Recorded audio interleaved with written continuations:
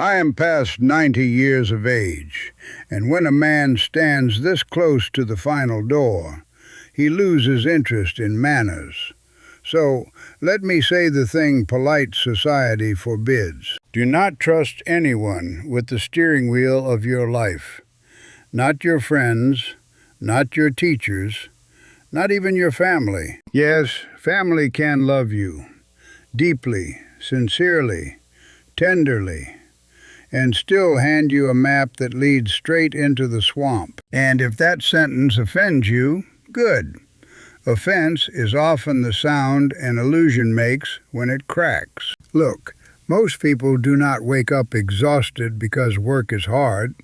They wake up exhausted because they are living a life approved by others, financed by their own silence. That pressure in your chest every morning, that little fog before the day begins, that strange heaviness on a Sunday evening. It is not always laziness.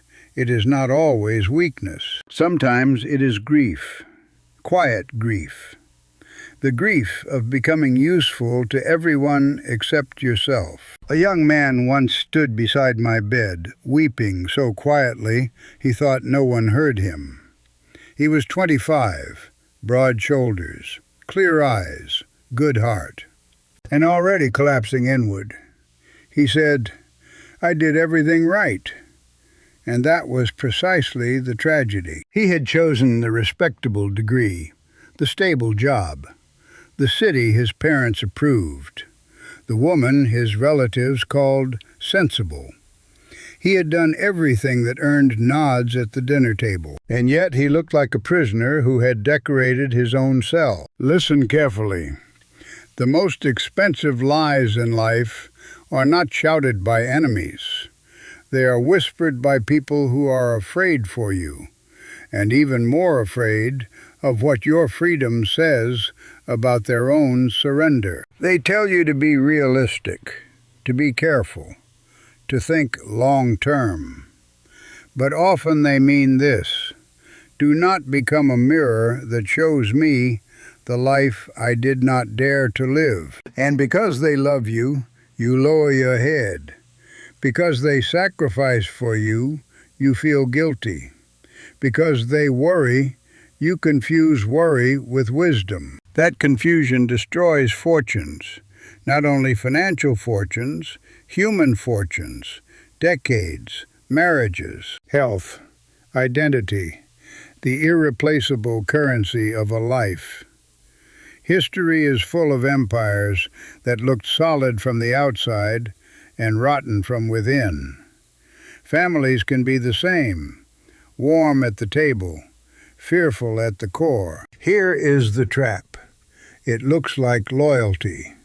It sounds like love. But underneath, it is delegated judgment. You stop examining the road because someone familiar points at it. And when judgment is delegated, cost is delayed. That is why the trap survives. No one notices the first compromise. It seems harmless. One safer job. One postponed dream. One city you never leave. One risk you never take. One truth you never say. But life does not charge all its fees at once. It invoices you in installments. First comes boredom, then irritability, then envy, then quiet resentment toward people who never actually asked for that much power over you. And later, much later, comes the worst bill of all, the discovery that your suffering was voluntary. I learned this early, or rather, no, let me say it honestly.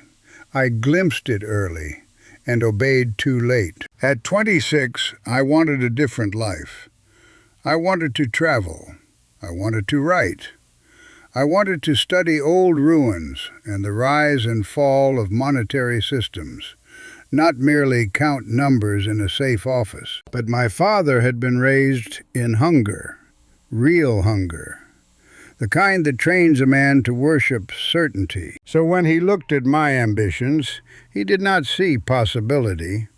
He saw danger. He saw unpaid bills.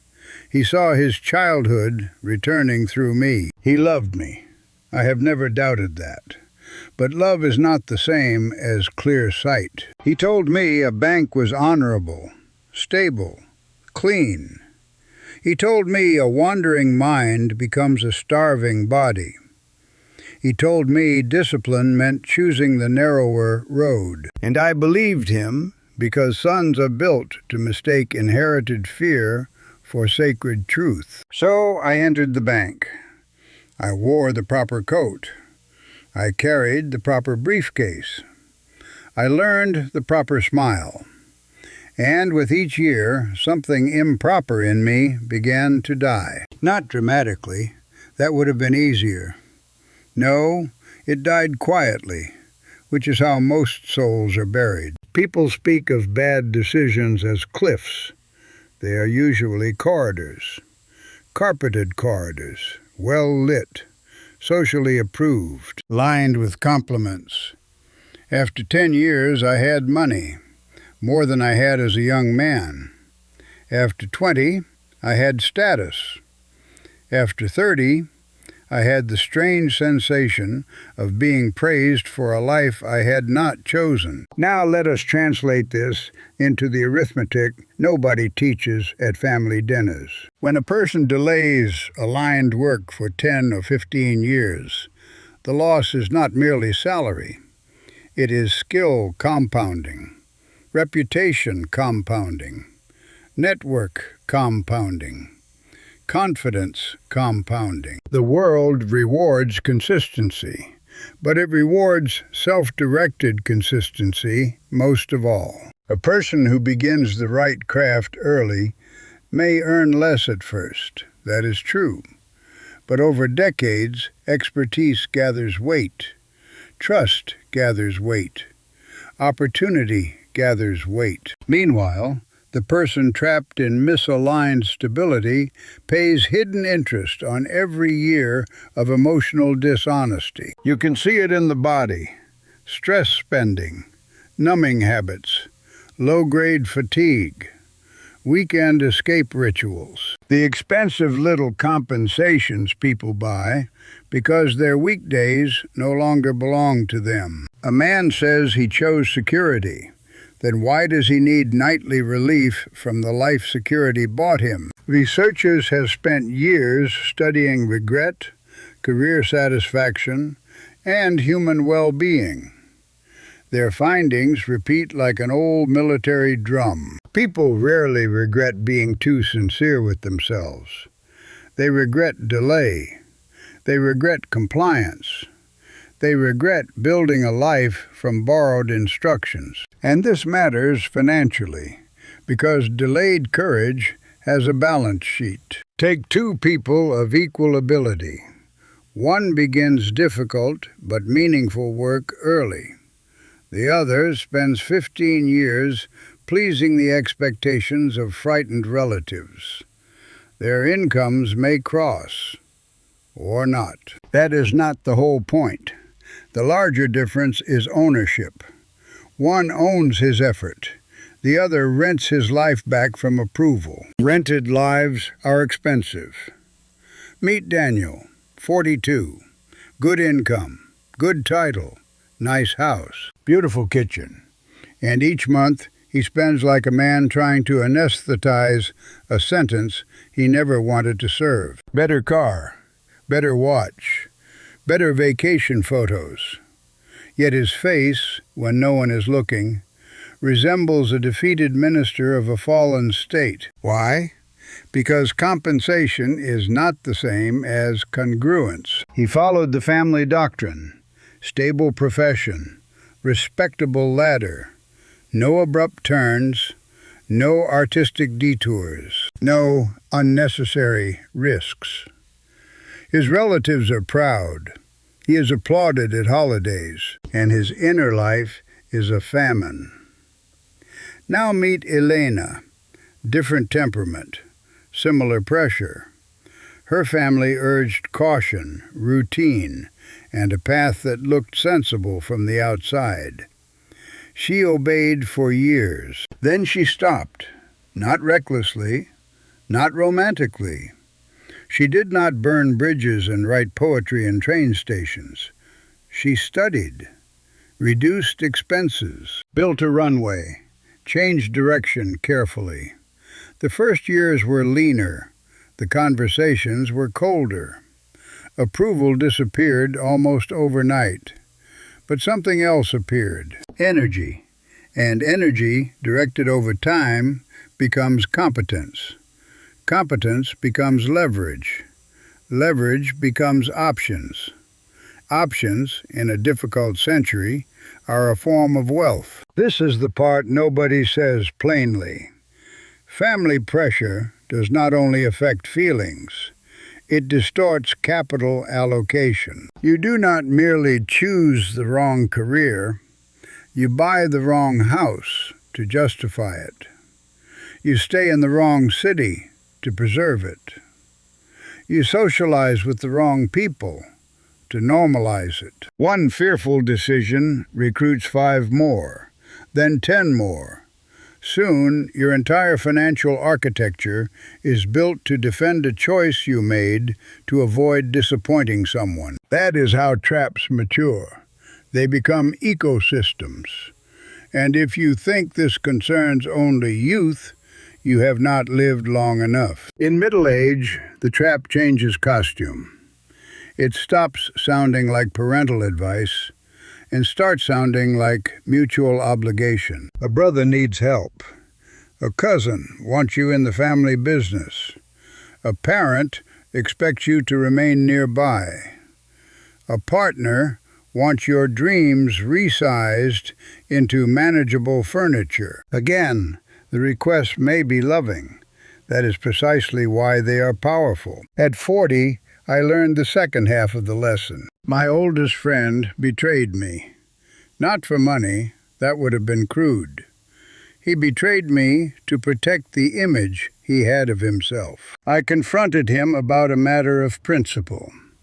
A small deception, one that would have harmed others and preserved his pride. He smiled, denied it, and let my name carry the stain. I remember the room, the window half open, dust in the afternoon light, the little pause before he chose himself over truth. And in that pause, another illusion died. You see, when we are young, we imagine love prevents selfishness. Age teaches otherwise. People are fragile. People are vain. People are frightened. People edit memory to survive themselves. Even good people do this, especially good people, sometimes, because they need to believe their motives are pure. So if you build your peace on the assumption that loved ones will always see clearly, act nobly, and judge fairly, you build on floodplain soil. The Stoics understood this. Marcus Aurelius wrote not as a cynic, but as a physician of expectation. He reminds us that the mind is our only true citadel. Everything else arrives on loan: position, property, reputation, even companionship. Loan things must be held with gratitude, not dependence. Now, some hear this and become cold. They mistake detachment for hardness. That is a child's version of wisdom. The deeper lesson is gentler. Love people fully, but do not surrender your tribunal to them. Invite them to your table, not into your conscience. Here is a brutal truth that may save you years. Love does not create competence. Your parents may adore you and still know almost nothing about the modern economy. Your spouse may care for you and still misunderstand your temperament. Your friends may cheer for you and still panic when you grow beyond the script they recognize. Affection is not expertise. Warmth is not foresight. Familiarity is not authority. And because this is a financial channel, let us be precise. Many households are governed by inherited assumptions that no longer match reality. Stay forever because rent is high. Avoid change because recessions happen. Keep the title because titles sound safe. Choose the known misery because uncertainty looks expensive. But what if the safe path is the one quietly extracting your prime years? What if the higher salary masks a lower life? What if the respected role produces hidden leakage everywhere else? Through health, distraction, impulsive consumption, and the slow corrosion of self-trust. That last phrase matters. Self-trust. Once you repeatedly override your own judgment to preserve approval, your internal signal weakens. Then every decision becomes harder. You hesitate more. You second-guess more. You require consensus for choices that should be private. This is how grown adults become psychologically dependent while appearing financially independent. A man can pay every bill and still be ruled by the imagined sigh of his mother. A woman can run a company and still feel 12 years old when relatives question her choices. Outward autonomy, inward permission-seeking. That contradiction ruins more lives than market volatility. And people change. This, too, must be faced. The father whose approval you seek at 25 is not the same man at 50. The partner you idolize in youth will not remain untouched by time, disappointment, illness, or regret. Friends drift. Values mutate. Fear reshapes personalities. So why anchor your destiny to moving weather? No captain ties his ship to a cloud. Yet people do exactly this with their lives. They make permanent decisions for temporary relationships. They sacrifice vocation for approval, integrity for peace, calling for applause. Then they wonder why resentment breeds in silence. Another truth, harsh but liberating. If you demand that family make you feel secure, you burden love with a task it cannot perform. No parent can guarantee your peace. No partner can manufacture meaning for you. No child can justify your existence. No friend can become your compass without becoming your jailer. Delegated happiness becomes emotional hostage-taking. Soon, every disagreement feels like theft. Every boundary feels like betrayal. Every independent choice by another person feels like abandonment. This is not love. It is dependency, dressed in ceremonial robes. So what is the alternative?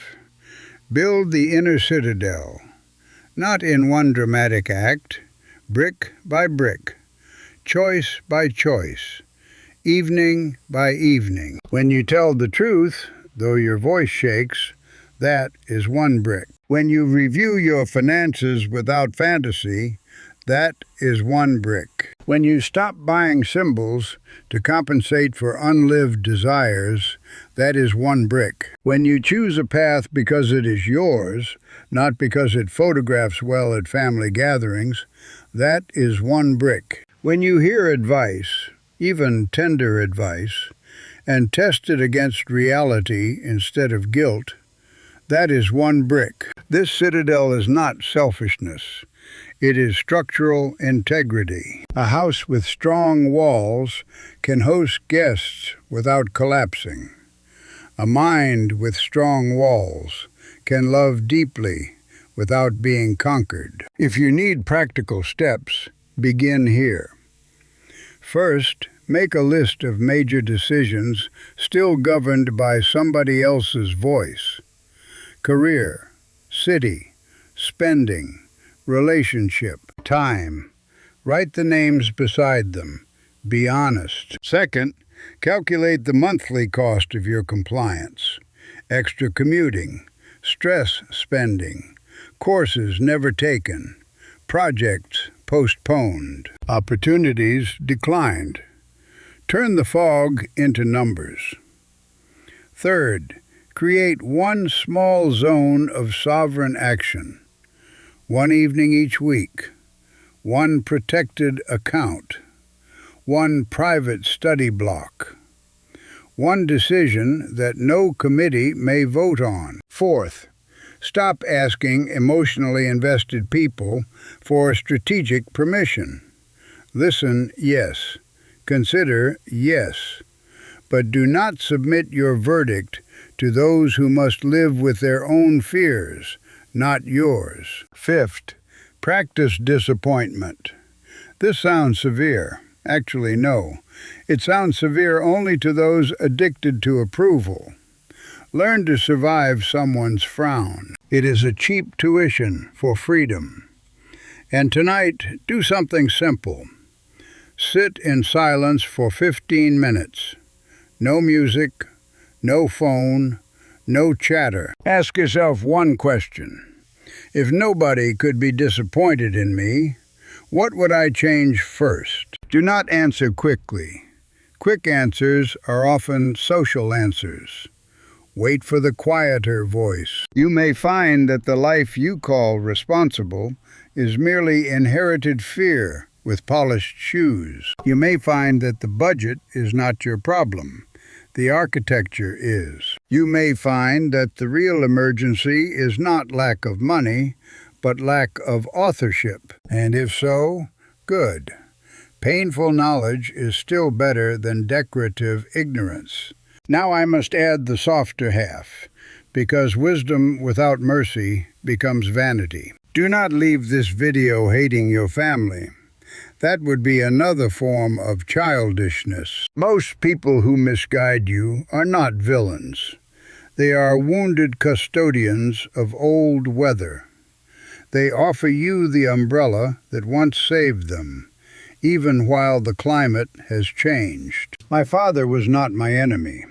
He was a frightened boy in an older man's body, trying to protect me with the only language survival had taught him. My friend was not a monster. He was weak in the hour weakness mattered most. So was I in other chapters. When you stop demanding perfection from others, you become free to love them accurately. Visit them. Break bread with them. Listen to their stories.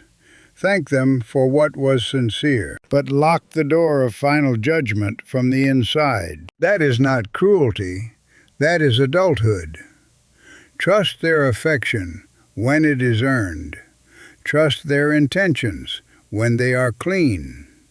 Trust their humanity with all its beauty and fracture. But your conscience, your direction, your inner arithmetic, keep those under your own guardianship. Modern noise is temporary. Human weakness is ancient. That is why this lesson keeps returning. Empires collapse when they outsource discipline. Households collapse when they outsource truth. Individuals collapse when they outsource judgment. Do not collapse politely. If these words unsettled you, sit with that. A blade that cuts illusion is still performing a mercy. And if you remain here with me, then perhaps you are ready for a rarer form of wealth. Not the wealth of display, the wealth of inner government. Subscribe if you wish, not because numbers matter to an old ghost like me. They do not. Subscribe because in a loud century, you may need one quiet place that still treats your soul like a ledger worth balancing. And tell me in the comments, where in your life are you still paying for someone else's fear? History is a stern teacher. It repeats the lesson until the student learns. Learn it before regret becomes your final inheritance.